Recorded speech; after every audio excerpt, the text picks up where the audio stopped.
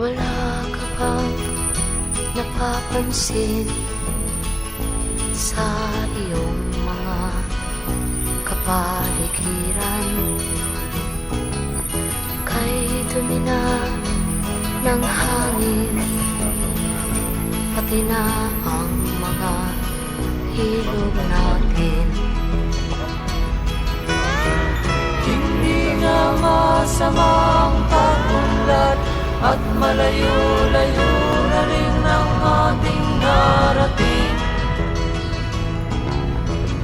Ngunit masdan mo ang tubig sa dagat, dati kulay asul, ngayon'y naging itim.